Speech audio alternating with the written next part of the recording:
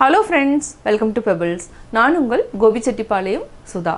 நம்ம இன்னைக்கு செய்ய போறது ஜிலேபி. இதுக்கு வந்து என்ன உளுந்து எடுத்துக்கலாம். உளுந்து வந்து 150 கிராம்ஸ்னா நம்ம வந்து என்னன்னா சக்கரை பாகு 300 கிராம்ஸ் எடுத்துக்கணும். இப்போ எப்படி செய்யறதுன்னு பார்க்கலாம். ஜிலேபிக்கு நம்ம 150 கிராம் அளவுக்கு உளுந்து ஊற வச்சிருக்கோம். இது வந்து 2 மணி நேரம் நல்லா ஊறிடுச்சு. நீங்க 2 மணி நேரத்துக்கு மேல ஊற வைக்க வேண்டாம். ஏன்னா புளிச்ச வாசம் அடிக்கும். அப்படியே ஒருவேளை லேட் ஆச்சுன்னா நீங்க வந்து 1.5 மணி நேரத்திலே ஃப்ரிட்ஜ்ல எடுத்து வச்சுக்கோங்க. இப்போ நல்லா ஊறிடுச்சு.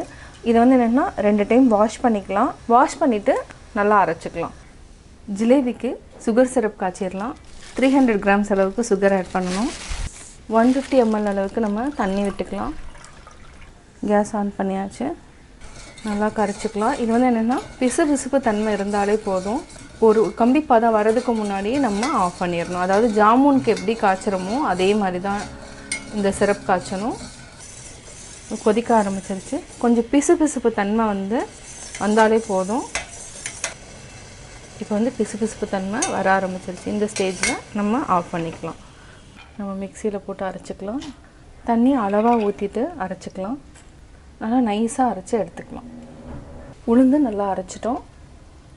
கொஞ்சமாக கலர் ஆட் பண்ணிக்கலாம். இது கூட 3 டேபிள் ஸ்பூன் அளவுக்கு கார்ன்ஃப்ளவர் மாவு ஆட் பண்ணிக்கலாம். இது நல்லா ஒரு 10 to 15 மினிட்ஸ் அளவுக்கு நல்லா கையிலேயே நல்லா அடிக்கணும். கொஞ்சம் மாவு கன்சிஸ்டன்சி கரெக்டாக வரலனா நம்ம இன்னொரு டேபிள் ஸ்பூன் கார்ன்ஃப்ளவர் மாவு ஆட் பண்ணிக்கலாம். கையிலேயே நல்லா இந்த மாதிரி பீட் பண்ணிகிட்டே இருக்கணும். இப்போ 10 மினிட்ஸ் ஆயிடுச்சு. இந்த மாதிரி நல்லா அடிச்சோன்னா என்னென்னா க்ரீம் மாதிரி ஃபார்ம் ஆகும். இந்த மாதிரி சவுண்டு வரணும். இப்போ பார்த்திங்கன்னா நல்லா க்ரீம் மாதிரி ஆயிடுச்சு. இப்போ நம்ம ஒரு பால் கவர் இல்லைன்னா அதாவது ஆயில் ரீஃபில் பண்ணிவிட்டு நீங்கள் அந்த கவர் கூட எடுத்துக்கலாம். நான் இன்றைக்கி பால் கவர் எடுத்துக்கிறேன். ஏன்னா இல்லாதவங்க பால் கவர் யூஸ் பண்ணலாங்கிறதுக்காக நான் எடுத்துக்கிறேன். அப்படி இல்லைன்னா நான் அதாவது என்னென்னா ஜிலேபி ஊற்றுற இதுவே இருக்குது, கண்டெய்னரே இருக்குது.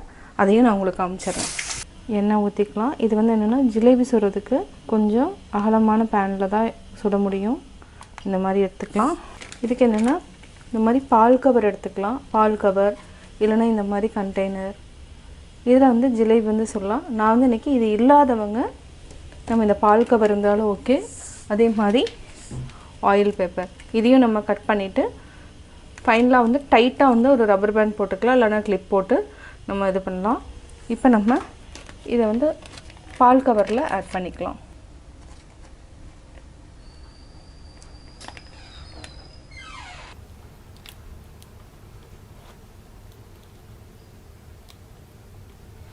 இதை நம்ம டைட்டாக கவர் பண்ணிக்கலாம். அதாவது என்னென்னா ரப்பர் பேண்ட் போட்டுக்கலாம். அதுக்கப்புறம் ஒரு கார்னரில் மட்டும் நம்ம ஹோல் போட்டுக்கலாம். நம்ம ஒரு சின்னதாக ஒரு ஹோல் போட்டுக்கலாம். இந்த ஆயில் ரொம்ப கொதிக்கக்கூடாது, அதாவது கம்மியாகவும் இருக்கக்கூடாது. ஃபஸ்ட்டு நம்ம லைட்டாக ஒரே ஒரு இதை மட்டும் போட்டு பார்ப்போம். போட்டோன்னே பார்த்திங்கன்னா கொஞ்சம் அப்படியே மேலே வருது. ஒரு நிமிஷம் வரைக்கும் வெயிட் பண்ணுவோம். லைட்டாக அப்படியே சுற்றுவோம்.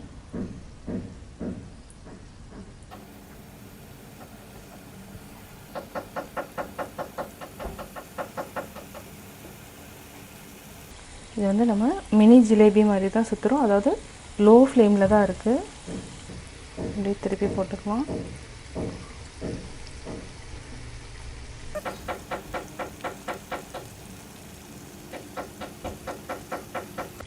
இப்போ நம்ம எடுத்துக்கலாம். இது நம்ம சிரப்பில் ஆட் பண்ணிக்கலாம்.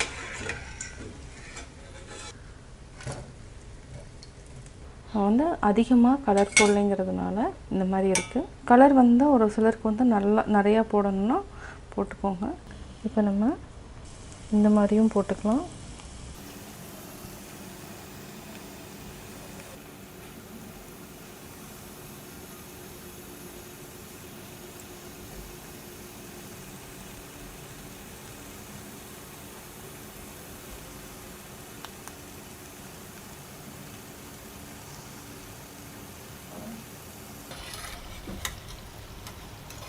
எண்ணெயை நல்லா வடிச்சிட்டு ஜீராக்குள்ளே போட்டுடலாம். நல்லா மிக்ஸ் பண்ணிக்கலாம். இது 1 மணி நேரம் ஊறட்டும். அதாவது 1 மணி நேரத்தில் 1/2 hour ஊறினாலே போதும்.